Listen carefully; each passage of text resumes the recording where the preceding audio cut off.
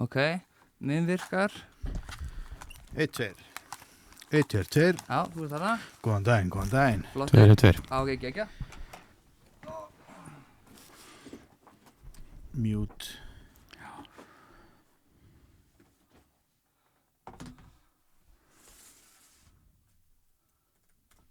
Það er verið að sína ykkur að ég var ógeðslega að fyndi komment úr viðtali sem þú gafst hérna, eða þið gáði undirtónum. Já. Eitt alveg viðbjóðslega að fyndi komment. Ég verð bara Undirtónar. kær sem myndi gera svona ógeðslega fyndi. Það tala sko með Oddni og hún hætti að koma aftur. Má sjá, þetta hérna. Lestu þetta komment hérna. Já, þetta var það eiginlega að vera.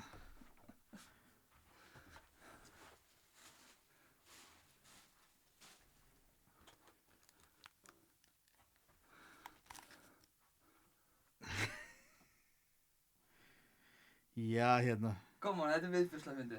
Á þessum tíma, já. Nei, líka núna. Ég sýndi kærustu minni þetta, henni fannst það viðbjóðslega fyndi. Já, þetta er alveg efni í cancel í dag, sko. Heldur það? Já, konur séu móðsjúkar og get ekki, Þú segir djóki já, sko. já, reyndar. Mér finnst það bara fyndið sko. En það var líka alltaf til flakka þessum blöðum, það var bara að vera sko að gaggrina klámyndir og hérna. Já, og það, og það var náttúrulega reynd að bulla einhverju vitleysu náttúrulega til þess að ná einhverju traction. Já. Djók.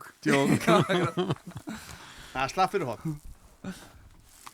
Herri, búja, takk fyrir að koma strákar, ég kannum með það. Bara að mista. Herri, fyrir bara aðeins í byrjunina, sko, byrjar þetta ekki svona 94-5, þú og Jón trommari, eða hvernig var það? Já, nei.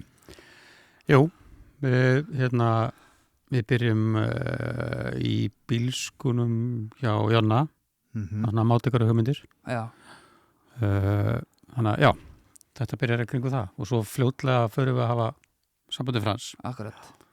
Já, ég og Jonni kynnumst, hann byrjar að vinna í skífunni og Hvar þá? Í alltaf í Kringlunni minni mig. Ok.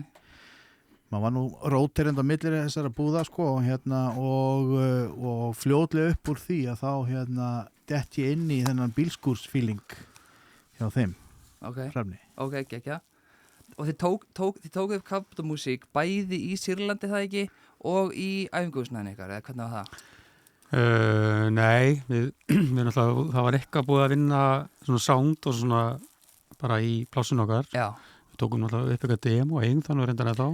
Já, við tókum upp demóið í plássinu og svo vorum við að sampla alls konar hljóð í æfingaplássinu og víðar. Já.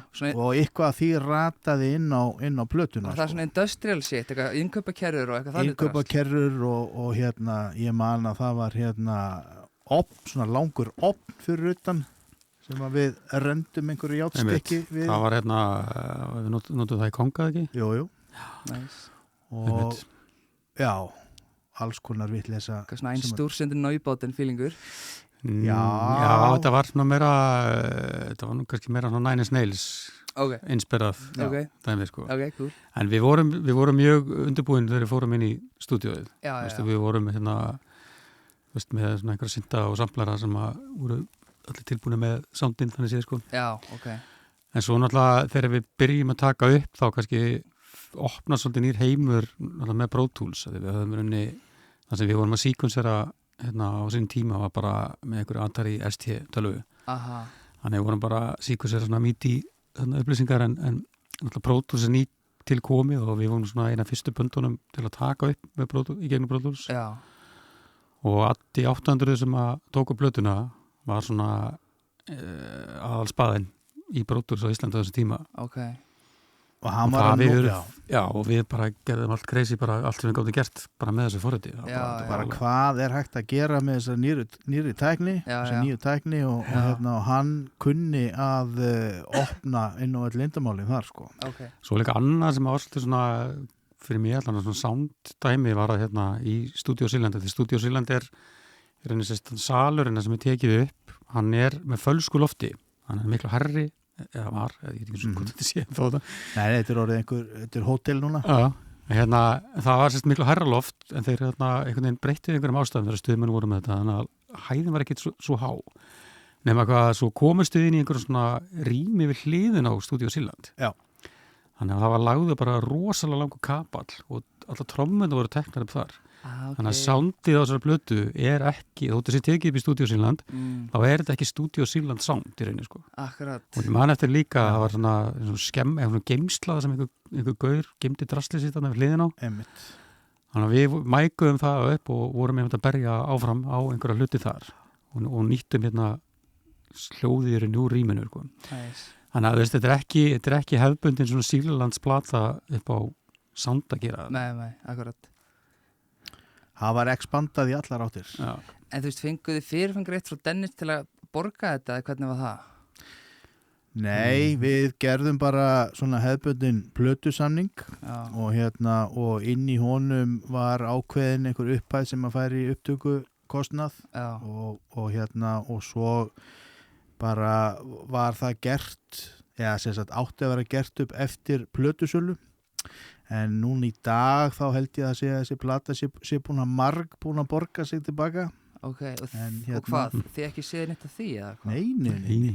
Nei, alveg nei. Sjálfsög ekki. Nei. Þetta var náttúrulega bara starfandi áratug, Dennis, eða þú veist. Já, Dennis var í raun og veru bara svona undir label hjá skífunni, sko. Og skífan var skífan og Steinar voru svona aðal útgefundur á þessum tíma, á samt svona Japís. Já. Og til þess að laða af svona ung og efnileg bönd þá voru gerðir svona sublabels. Okay. Dennis var eitt þeirra, Sproti var annað sem var hjá Steinari. Okay. Og þarna duttu við inn á svona Mínus og fleiri voru settir á þennan label svo að því að við vildum ekki vera hjá skífunni, sko. Nei. Við vildum vera meira independent, sko. Já. Og Jú, við fengum nú að ráða því hvernig sko músikinn var gerð, sko. Það var ekkert verið að skipta sér að því þannig séð.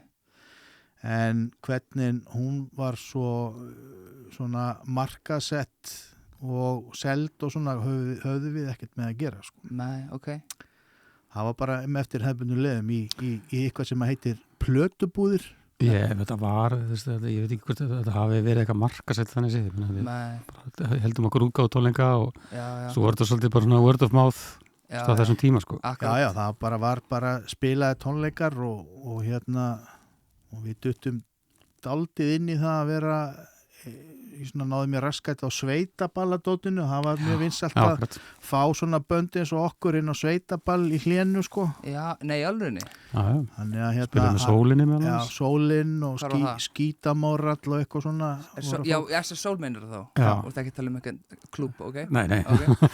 Það var í Hlégarði ekki? Það var Hlégarði og fleiri svona gömlum, menningarhúsum út á landi. Okay. En með eiga það, þeir voru gerði þetta mikið, tókuðu svona ungbönd og leiðum að hitta upp. Já. Þannig þú veist, meirinn að segja að komast út á landirunni á þessum tíma, sko. Já, þú veist, bara hvað alltaf spila í rauninni. Já, akkurat. En voru líka fleiri tónleikar. Ég man eftir, ég rétt náður raskatið af þessu, þegar maður tók kannski strætó frá Garðabæ út í Mosó, skilur, til að sjá Snaf og 50 degi í einhverju félagsmiðstöð, skilur. Þetta er ekki til staðar lengur, eða þú veist. Nei, þetta er kannski bara með svona öðrum formerkjum, þú veist, þannig að lítur að vera einhver grassrút í gangi og einhver tónleikar vantarlega, en kannski úr touchi eða eitthvað. Já, það er í svona tónlistaþróuna miðstöðinni er svona þessi kannski grassrút meira, en það er náttúrulega bara verið að segjast að það náttúrulega eru líka færri staðir til að spila á í dag. Og ef að þú ætlar að svona halda tónleika þá, þú veist, á stöðum eins og Iðnó og Bæjabí og þessum tónleikahúsum. Það er hægara sagt en gert að gera það fylgir því náttúrulega umstang og kostnaður. Í staðin fyrir að mæta bara í hitthúsið og stingi samband og blasta, sko, eins og var. Algjörlega, og meiri afþreying í dag náttúrulega líka. Eða á hinum 20 öðru stöðunum sem var hægt að halda tónleika, sko. Þú veist, það var klárlega meiri gróska í kringu 2000 heldur en núna, en Já, það er kannski minni tækifæri til þess að spila, sko. Ég held að það sé alveg, það er fullt af böndum þarna sem að bara komast ekki að sko. Já, akkurat. En eins og talið með afturreikuna, árið 2000, þú hafðir ekkert að gera Já. og ég var heima og horfa á RÚV Já. og ég hlusta á Rás 2 eða ég var fara út að hitta alla eða skilja þetta svona, þú veist, Já, það er náttúrulega no contest. allt annað landslagi í dag sko. Það er verið að keppast athygli Já, algjörlega, fólksins sko. algjörlega. En nóg það, hvernig komast þið í sambandi Albini? Það gerðist Albini kemur hérna og spilar með bandinu sínu Shellac á Gauknum og og alveg geggjuðum tónleikum. Já, Og varstu þar? Ég var þar. Varstu þar, Hrafn? Nei, ég nefnilega sá það ekki, var þetta ekki á Gauknum? Þetta var á Gauknum Já. og eftir tónleika og Diddi sem var útgáfustjórinn okkar hjá Dennis Records, hann var á þessum tónleikum líka og hann kallar í mig og fer með mig baksviðis að hitta Albini og bandið og með þá kafbátamúsík í höndunum ætlar að gefa honum diskinn sko. Nice. Sem að mér fannst þeirra algjörlega fráleit sko. Bara gerir manninum þetta ekki en hann gerir það, hann gefur honum þennan geisladisk og það er eitthvað spjall og svo bara ekkert meir sko. Og fyrr en að Diddi segir við bandið að Albini hafi nú hlustað á plötuna og hafi fílað stöfið Nice. og væri tilbúin að koma hingað og vinna með bandinu en það var svo hengur á, hann hafði raun og veru bara einhvern smá tíma, einhverja 5 daga frá því að hann var að koma þá frá Japan, gæti stoppað hérna áður að færi heim til Bandaríkjanna. Okay. Og það var bara eitthvað svona mánuður í það eða eitthvað fáralega lítill tími, það ekki? Jú, það við náttúrulega vorum ekki tilbúinir með neitt efni. Nei, er það málið? Þannig. Nei, það var eitthvað svona, jú, þurfum náttúrulega að gera aðra plötu og allt það. Já. En það var enga henn á dasgráni að fara að hendi það. Sko, kafbátamúsík kemur út 15. október og svo kemur Shellac sumari 99, þannig að þetta er 99? Já, sumari 99 koma Shellac, já. Þannig að þetta er bara árið eftir. Sko. Já, Já, við gefum út haustið 99, þannig að hann eftir þetta gig þá fer hann þarna til Japans og tekur upp það var eitthvað japanskt punkband og svo átti hann þessa 5 daga og við þurftum þá bara að hlaða í nýja plötu sko. Af því það var bara svona viljiði fá hann getur komið hérna núna eða ekki. Nice. Og svo svona til að setja svona meira tvist í söguna sko, þá allan að fyrir mig sko, ég vissi ekkert hverjum maður var sko. Jú, þú veist eftir áður náttúrulega, ok, tók upp hérna Pixies og eitthvað en ég einhvern veginn stóði þeirri meiningu að hann væri sko pródusent líka en hann var þannig alls ekki sko. Og hann bara þvertók fyrir það sko. Hann bara, nei, ég er bara upptökumæður þannig að þú veist, við erum mætum inn í stúdíóið þannig séð, þú veist, með einhver lög jú, búin að æfa þetta eitthvað smá en að ég allan að fyrir mitt leiti í mínum haus var bara, ok, hann er bara að fara að pródusera og svo bara upptökur, gjör svo vel og hann tók það alveg sérstaklega fram sko, bara áður en að við tókum upp bara, ég er komin hérna sem engineer ekki sem producent jú, þið megið alveg spurja mig álits og ég skal svara en þetta er mín hlutskipti sko. Ég er bara upptöku maður hér og hann tók því hlutverki mjög alvarlega sko. Það er eins og þú veist maður mátti ekki þegar hann var komin hérna með sína mikrofóna uppstilta og þá mátti maður ekki snert á græðinu. Hjálpunum að stilla sig upp og það bara nei, ekki séns. Það í gallanum sínum og... Já, hann var í gallanum, akkurat. Já, hann hann var og við heyrðum það svo, við vorum nú ekki hérna á staðnum þegar hann kom í hús en það var vist mjög skrautlegt sko að því að hérna hann vinnur bara með analogtækni, hann enga tölvur sko og hérna það var bara hérna sem sagt þurfti að finna teipmaskínu og þær voru nú ekki alveg til taks á þessum tíma, þarna var eiginlega búið að skipta þeim út fyrir tölvur akkurat. og hérna það var víst búið að finna einhverja 2-3 ár fyrir hann til þess að skoða og hann kemur víst í svona gallanum sínum sem bara eins og bara bifilavirki með stíf hérna mertur sko og mætir með hérna mikrofóntöskunum sína og niður í stúdíó og sér ástandið á þessum teipmaskinum og lætur sko menn heyra það bara hvað djöfullin í gangi þið hérna verða að halda þessum maskinum við sko. Að því að sko ástæðan fyrir því að hann vildi vera í teip en ekki tölvu hann hafa ekkert mótið tölvum per se sko, hann bara sándið þetta snýrist allt bara sándið sko sándið í teipmaskinum betra Hann hefur líka sagt að sko hann hefur séð rosa mikið af mismunandi stafrænum upptöku forritum verða obsolít eftir áratug og ekki eins og hægt að resurrectiona sessionið og þetta alveg punktur ég minna, sérstaklega á þessum tíma þar sem að þessi konvertarar þegar að reyna að tengja eitthvað mikrofón inn í eitthvað tæki sem að tengja síðan við tölvu þetta 100% betri í dag en þarna var það bara svona nýtil komið þannig að þú veist það er mikið rétt fyrir sér algjörlega og líka bara eins og ég segi eftir sko teipi getur ennst í 50-200 ár þú veitir resurrection session til 200 ár og hann talaði einhverja gauðra í Sovjet-Russia sem gátt ekki innflutt teipmaskínu þannig byggðu bara teipmaskín from scratch bara playback teipmaskín þannig að hann segir svona distant Mad Max future það getur ennþá náði teipið og resurrection eða eitthvað eldgamalt session þannig að hann fann svona hvað segir maður hann fann hérna orðið sem leitað responsibility gagnvart fólkinu sinu sem hann tóku upp það var ekkert að það getur fundið audience eftir 50-100 ár þannig að þú veist hann talaði það sko og þetta er líka mjög skemmtilegt að fylgjast með komandi eftir að mikrofón þegar maður þekkir þetta úr hérna sérstaklega Pixie soundunum sko það svona lágt rosalega nálagt eyranu sko og þegar þú veist að gefið í slegið fast á trommur eitthvað þá lifnar herbyggi við sko og það var með svona ákveðna mikrofóna sem var bara lengst út í sal og þeir voru svona gated þar að þú veist þeir opningi fyrir hann að ákveðin háaði kemur og það Steve Albini svolítið signature soundi sko og þetta er líka fyrir söng til dæmis þú veist þegar söngurinn syngja svona á lágu voljumi svo þegar söngurinn byrja að öskra þá vakna hinimækanir og þá magnar svo herbyggið í rauninu og herbyggið bara notað eins og hljóðfæri líka sko. Akkurat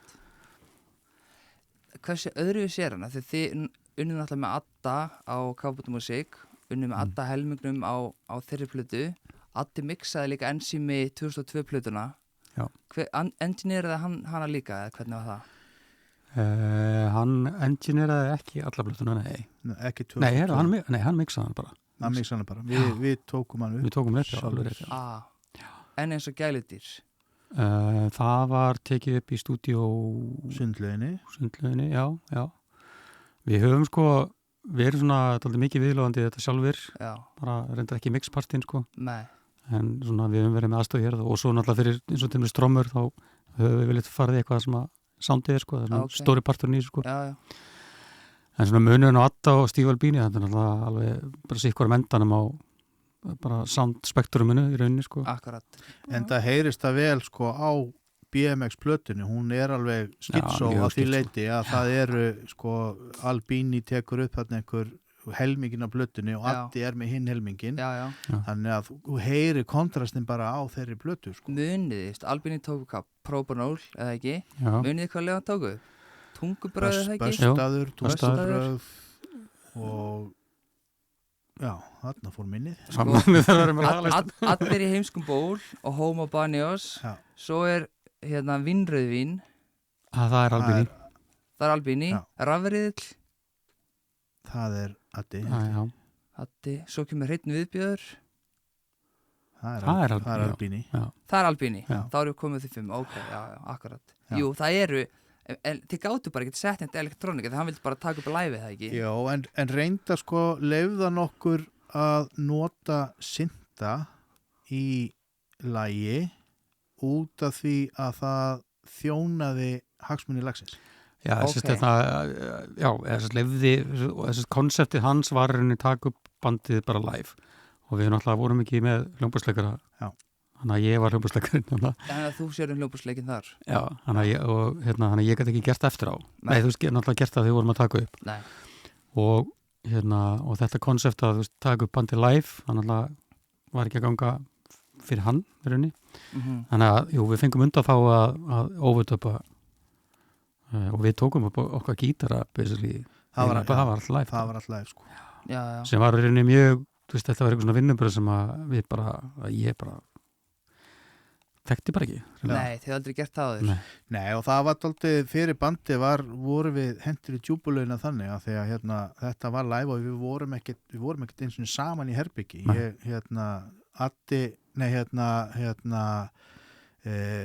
Jonni var inn í sal. Já, ég var inn í sal líka. Þú varst inn í sal. Já. Ég var inni með honum, Albini, til þess að kommunikata þá við bandið. Þannig að við vorum ekkert allir saman eins og gengur og gerist. Þegar að vera að taka upp live þá ertu yfirleitt í sama herbygginu með aukkontaktinn og og feelingin. En þarna var bara, nei, þú veist, við slítum þetta í sundur og svo bara 1, 2, 3 og byrja, sko. Kemur ekkert illa út, í mínum erum allavega, eða þú veist, voru þið ósáttu með... Sko, við getum kannski orðað þannig að ef hann hefði ekki tekið upp þá hefði þetta verið allt öðru sér. Já. Og þú veist, nei, þetta er ekkert, minna, þú veist, það eru lögarna sem að, sérstaklega tungubröð og á böstaður, sko, sem að við bara tökum allt af, skilur, og bara svolítið svona signature lög hjá okkur og ég hugsa þau virki nú ekkert endilega í einhverju, myndi ekki virka í einhverju öðru formi, að ég get alltaf ekki séð það fyrir mér, sko. Nei. Þannig að, þú veist, hann greip það alveg, sko, það var alveg að virka í þessu formati, en ég er kannski ómeðvitað, ég man ekki eins og hvernig við völdum hvaða lög fóru hvert, sko. Nei. Kannski var það bara eitthvað random. Ég held mér þess að það var bara, það voru lögin sem að voru ekki á leiðinni í einhverja svona digital production. Heldur endur að það verið, sko, þau lög sem að voru komin eitthvað áleiðis varandi einhvers konar prógraminningu fóru að það megin, sko. Já. Hinn þá einhvern veginn bara duttu sjálfkrafa á Albini. Okay. En ég man líka, sko, af því að þetta var dálítið stressandi fyrirkomulega, bara nei, við gerum þetta live og þið verður ekki saman og og það voru alveg frústrerandi moment þar sem við vorum ekki að ná að synka, sko, en höfðum bara x mikinn tíma. Þá tók hann upp á því að vera dálítið trúðurinn, sko. Og hann notaði eitt trikk svona, bara strákar, sjáu þið og svo var hann með svona kveikjara bensín sem að sprauta á skóna sín og kveikti í og svo var bara einhver lifandis logi þarna. Gerðu svo vel. Og það svona braut upp stressið og allir voru að hlæja og þá bara ok, og höldum áfram. Geggjað. Hann gerði þetta líka í Minnesota, hann tók upp með Nirvana, sko, þá er mikið að leika sem þetta, sko. Já. Þetta var eitthvað svona vöku, þú finnir ekki, þú gafst sprauta þessu hendina þér, þú fannst ekki fyrir á hitanum. Svona kaldur, eldur. Geggjað. Þannig að hann kunni vel á triksin til þess að halda lífi í upptökunum, sko. En þegar þið mættuð, þú veist, ég man að þú talaði að þú varst svona frekar starstruck til að byrja með, eða þú veist. Já, það var alveg moment það sem að maður, við vorum að taka upp og maður átti að segja, heyrðu, þetta er maðurinn sem að var að taka upp In Utero og var að taka upp Pixies og þetta þessi bönd og þessar tímamóta plötur, sko, í hvaða Twilight sem þætti er maður. En hann var fljótur að svona ná okkur bara inn á, þú veist, bara svona buddy level, sko. Líka það, þú veist, að þetta er svona prinsiptýpa, sko, þú veist, bara tekur bara upp það sem hann fílar og þú veist, hann fílaði bandi, skilur, þá var hann tilbúin að taka það upp og ég man að einhvern tíma var að segja hvort það var ekki dýpa smóti eða eitthvað sem að flugunum á tónleika eða eitthvað og þú veist, með eitthvað svona collab í huga og hann bara fílaði ekki bandið. Já, ég man við spurðum hann, þú veist, hvaða bönd svona nöfn sem að þú hefur bara ekki viljað og hann nefndi hann mitt, það Deepest Mode og fleiri einhver risa númer, sko, sem að bara en svo fer hann bara að taka upp eitthvað japansk pöntband eða eitthvað trúarbandi sem er í göttun hans og eitthvað. Algjörlega. Þannig að þetta er algjörlega bara út frá já, það er ekki svona fjárhás hérna, Nei. Og rosa Kompás. budget, þau voru með og er ennþá með svona calculator á Electrical Audio vefsíðunni og bara ég ætla að vera þarna í 5 daga Já. 40 mínútur á teipi þú veist, með Albini, Studio A, Studio B og það kostaði minna heldur en að taka upp í Sýrlandi, skilur, digital með einhverjum, ég ætla ekki að segja random Yahoo, en allavega ekki stíða Albini, sko, og það var alveg döðadags, mjög, þú veist, og vann á kjara kaupum, sko. Já, og það var líka, ég man nú ekki upphæðina sem að var, en þegar við fengum að vita, þú veist, hvað hann væri að rukka fyrir þessa 5 daga með öllu, það var bara svona, Já, þið munið ekki upphæðina nokkulega? Nei, hún var lítil, sko, það kom hann óvart bara, ok, þú veist, að þegar maður sá fyrir sér, ok, þessi gæri að koma og bara, þú veist, budgetið, við þurfum að selja 100.000 blöður til þess að ná upp í kostnaðin, sko. Það var bara ekki þannig, alls ekki. Akkurat. Var Kjartan ennþá með okkur að bassa þegar þið tókuð upp þessa blöðu? Já. Hann var ennþá hana, ok. Ég sé líka að Friðþjóð Sigursson og Þórður Högnason voru skráðið fyrir einhverju. Er það eitthvað sem ég bara las upp Þórður Högna spila á kontrabassa í Vínröðvin. Akkurat, það er kontrabassin. Ok, nice. Og Friðþjóður er þessi Diddi sem var útgáfustjórinn okkar, en hann er einnig bassaleikari í Sníklabansins. Það vissi ég ekki. Þannig að hann hefur kannski hoppað inn í eitthvað. Einmitt, já, hvað var það? Var eitthvað, já, ég maður ekki. Hann leimaði hann inn einhverjum nokkur notum. Það er eitthvað sem ég las á Discogs, þeir eru með alls konar svona, Einmitt. Þú veist, fóruð eitthvað með honum, voruð það sýrunum eitthvað eða þú veist, eða voruð þið bara þarna, unniðið bara með honum eða þú veist, og svo er það bara búið? Hann var bara einhverju íbúð þarna, hvað var á Sæbrautinni eða? Já. Skullum við bara heim eftir stúdíu og sáast á morgun. Já, ok, næst. Já, var reyndar, við fórum með hann, við fórum með hann á Hard Rock og eitthvað að borða, sko, og svo bað hann, ég man eftir, hann bað sérstaklega hvort við getum farið með hann í smá leiðangur að kaupa íslenskt nammi. Já. Af því að vinur hans, einhver góð vinur hans var einhver svona nammi safnari og hann keypti alltaf lokal nammi til þess að fara með til vinnar sín, sko. Okay. Þannig við fórum og keyptum hraun og eitthvað drasl. Ok, eitthvað sem hann prófaði að vara að fíla? Ég man nú ekki hvort hann hafi smakkað sjálfur, en hann talaði það að honum langaði til þess að koma aftur og þá með konuna og fara eitthvað landið, sko. Hann fannst vera svona eitthvað power í þessum stað. Já, akkurat. En ég held að hann hafi ekki gert það, en hann kom nú reyndar bara með bandið sitt, Shellac. Sáu það, 2014, Old Tomorrow's Parties. Já. Nei, ég sá ekki. Ég held... Mistur á báðum tónleikurum. Mistur á báðum. Já. Já, ég held ég hafi náð að sjá það, en hafi ekki náð að hitta á hann. Nei, ok. Það var bara, já, þú veist, þeir breytast ekkert, sko. Þeir voru bara með sitt ethos í gangi, sko. Já. Og hann náttúrulega er þessi pönkari inn við beinið, sko. Það er náttúrulega allar þessar reglur og svona fastmóta hvernig hann vinnur. Náttúrulega er bara eftir þessum kunstærna reglum. Algjörlega. Þannig að hann skilaði bara sínu Old Tomorrow's Party, sko. Passaði vel hann inn. Sko, ég þekkti hann ekki mikið þarna 2014. Og ég á svona, á ég að fara á klóstið, á ég að fara að leggja mig, á ég að fara að borða, eða ég á að kíkja á þetta Albini band. Já. Fór að sé leggtólingana, ég held að sé bestu tólingar sem ég farið á. Já. Bara orka sem var þar í gangi, það var eitthvað. Bara ég held að sé bara algjörlega top 5 ef ekki bestu tólingar. Og ég get ekki alveg útskýrt það, en við vorum að ræða það á þann að þeir voru allir í fullu starfi, allan sem feril, spiluðu bara tónleika fyrir framan sem þeir kölluðu sympathetic audience, bara fólk sem vildi hlusta á þá og nefndu alltaf að spila. Þegar hversu oft hefur maður að fara á tónleika og sé hljómsveitir sem voru þarna bara ok, let's do it, maður. Við þurfum að vera hérna og bara going through the motions og phoning it in eins og maður slettir, sko. Þannig að það var mjög, mjög hressandi fannst mér, sko. Já.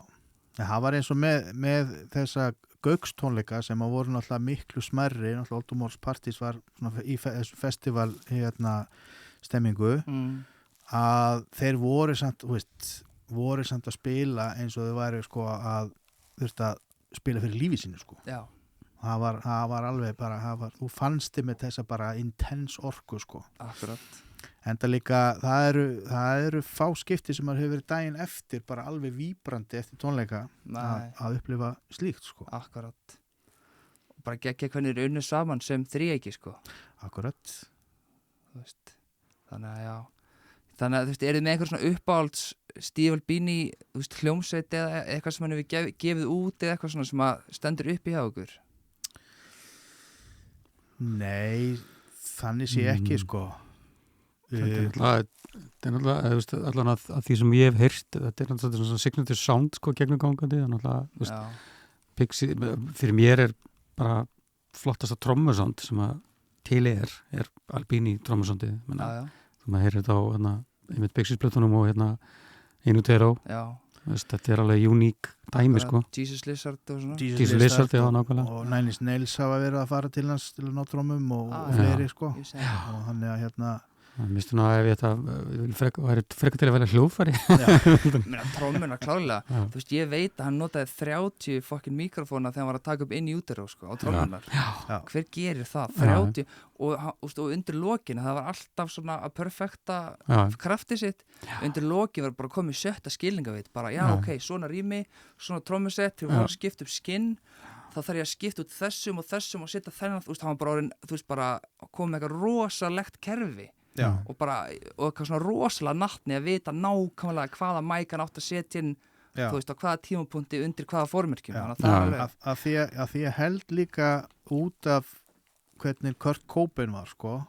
Kurt Cobain var búin að lýsa fyrir honum hvað hann vildi sko. Þannig að hann var búin að gera formúlun að því sko. Já, ok, það, þú veist, í hausnum á honum er þetta svona samt og hann var að eldast náttúrulega við Albini soundið en með Nirvana formerkjónum þannig að hann fór inn bara sem prófessor sko. Akkurat. Og en svo var náttúrulega það náttúrulega svona final útgáfan, hún er ekki alveg 100% pure Albini sko, af því að þetta var aðeins of uncommercial. Jú, það voru tvöluðarna sem voru eitthvað að remixið sko. Já, sem að voru tekin og remixið aftur sko. Í svona hans óþökk sko. En svo líka 93, 2003, 2013 ég held sér 20 ára við nútgáðan, þá endur mixar Albini alla plötuna, ekki sem eitthvað final version, heldur bara svona ný gítarsóló, það er mjög skemmtilegt að hlusta á það sko, bara svona nýtt snapshot af plötunni sko. En hann hefur komið víða við og bara á einmitt svona krúsjál plötum sem að hafa í raun að veru sprottið af sér alls konar tónlistafólk. Algjörlega. Hefur verið mikill svona áhrifavaldur, held ég líka bara óavitandi fólk sem er að hlusta bara þetta sound sko. Eins og segið, þetta trommusound sko. Algjörlega. Það er ekki þetta. Það var eitthvað því ég fór í gennum plötuna og ég bara, Próbanól, hann tók það pottit upp sko. Akkurat, ég heyri það bara tónum bara. Ég var að hlusta svona, hvað var það? Já, ok, ég fór Próbanól tók það klárlega upp. En settist það niður með ykkur áður og tóku upp og spurði ykkur, hvernig viljið þið sounda? Þú veist, er eitthvað sérstök bönd eða eitthvað? Eða þú veist? Ég man ekki til því, þetta var, mér fannst þetta að vera bara svona organist eitthvað, við fórum bara í stúdíu og hann byrjaði bara að stilla upp og svo bara ég er komin inn til að taka upp, ég er ekki komin inn til að pródusera og gjörðu svo vel. Og það var reyndar sko svona þegar við vorum að finna soundið að eins og með gítarsoundið þá svona, getum við ekki eitthvað ég ætla að fara að setja smá treble og smá topp og það bara, nei, ég gerir það. Já, er það? Já, það bara, hvað ert þú að pæla? Ég þarf aðeins meira, þetta tíðninsvið er ekki alveg nóg gott, bara ok, þá fór hann og fann þá réttu tíðnina á magnanum. Hann leiði þér að ráða en hann vildi hann hlustaði hvað ég vildi og fór svo og dælaði það inn sjálfur sko. Þannig að í hlutverki sem er mjög áhugaverð nálgun, það er ekki margir sem er bara þetta er mitt hljóðfæri, þetta er minn magnari. Nei, nú ræð ég yfir magnarnum þínum af því ég er upptökumaðurinn. Sko, hann hefur sagt að einhver gaur vildi syngja gegnum einhvern brotinn bolla og hann sagði bara, ef þú vilt gera það, gerir það. Þú veist, hann var mikið fyrir að stjórna ekki einmitt, hann var að vera ekki pródusser, sko. Þú veist, að leyfa bara fólkina að ráða nákvæmlega hvað það gerði, sko. En líka bara, ég held líka þegar í ferlinu, sko, að við vorum alveg að heyra, þú veist, það var að koma þetta grotta rock sound sko með hérna mikrofónum hans og hans upptökutækni, þannig að þú veist, ég held að við hefum bara verið mjög sáttir.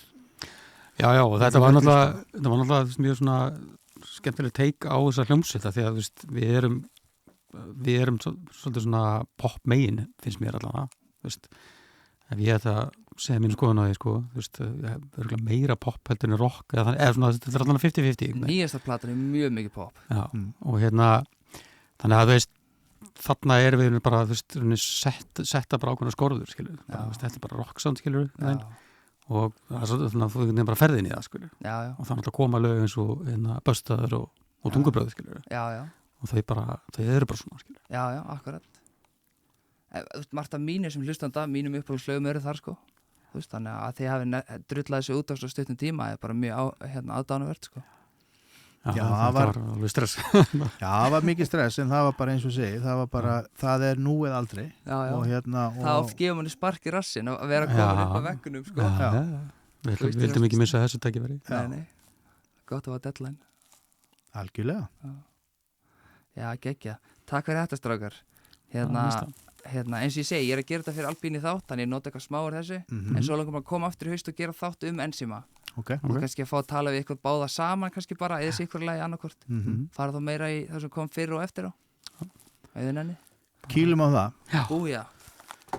Herru, bara takk fyrir mig. Bara meista mál. Það reyna að exporta þessu og dílda þessu ekki og segja þetta. Algjörlega. Að gera. Bara verðum við bandi. Við gerum það. Bara takk æðislega. Ok, já, sjáumst. Ég veit það ekki. Jú, það er ekki ljós.